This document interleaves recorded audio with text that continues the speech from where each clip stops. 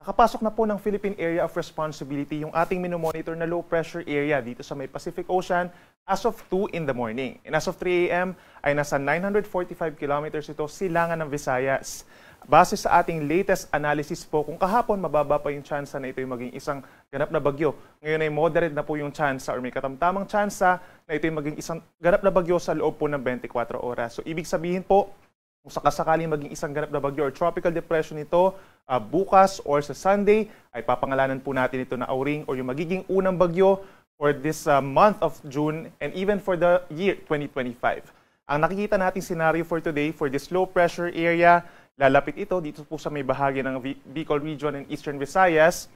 Then over the weekend po, nakikita natin na halos malapit na ito sa kalupaan po ng Bicol and Eastern Visayas pagsapit po ng weekend. So possible pang mabago yung scenario na nakikita natin for this weather disturbance. Pero ang sure po tayo, magpapaulan ito in many areas of Bicol Region, Visayas and Caraga Region.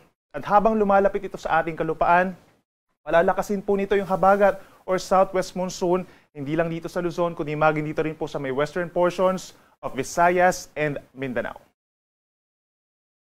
Ngayong araw po, dahil sa epekto ng southwest monsoon and trough of the low pressure area, mataas ang tsansa ng ulan sa may Metro Manila, Calabarzon, Bicol Region, and Mimaropa.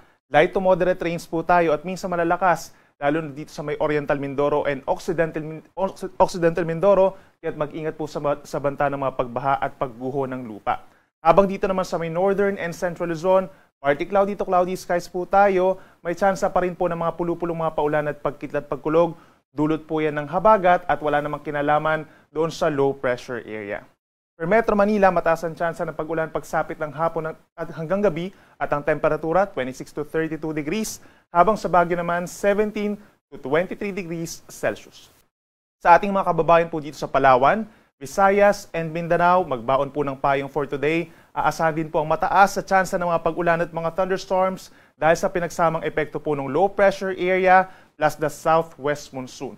So itong mga areas kagaya ng Caraga Region, Eastern and Central Visayas, Northern Mindanao and Davao Region, yung trough ng low pressure area, may dala pong kalat-kalat na ulan and thunderstorms, habang dito sa may western portion, sa may Zamboanga Peninsula, Bangsamoro Region, Soxargen, Western Visayas, Negros Island and Palawan, light to moderate with at times heavy rains po. Lalo na sa may Antique and Palawan, dulot ng habagat, kaya't mag-ingat din po sa banta ng baha at pagguho ng lupa. Temperatura natin sa may Puerto Princesa, Metro Cebu, gayon din sa may Zamboanga City and Davao City between 26 hanggang 32 degrees Celsius. Para naman sa maglalayag nating kababayan over this long weekend, wala po tayong gale warning at least for today po. No? Nakikita natin banayad hanggang katamtaman ng taas sa mga pag-alon.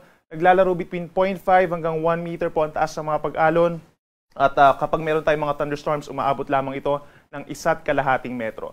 However, the moment po na lumapit itong low pressure area at posibleng maging isang tropical depression or mahinang bagyo at magtataas ng mga wind signals sa may eastern side ng ating bansa, then most likely magkakaroon na po tayo ng mga ski travel suspensions doon. Kaya laging tumutok po sa ating mga updates. And at the same time, habang lumalapit ito sa ating kalupaan, nag-enhance po ito ng hanging habagat or southwest monsoon. Kaya posibleng malaki rin ang mga pag-alon, pagsapit ng weekend hanggang early next week, dito po sa may Western Visayas, Mimaropa Region, and dito rin sa may Zamboanga Peninsula. At para naman po sa ating forecast rainfall for the next 2 days pa, bukas meron tayong epekto po ng southwest monsoon na magdadala ng 50 to 100 millimeters sa dami ng ulan sa may western sections. Ibig sabihin po niyan nasa 4 hanggang 8 timbang tubig po, no, ang dami na ibubuhos ng ulan. Usually po yung katamtamang laki po ng timba, nasa 4 po hanggang 8 timbang ganon. Ibubuhos po sa 1 square meter na lupain sa loob po ng 24 oras. Ganun po karami ang 50 to 100 millimeters sa dami ng ulan.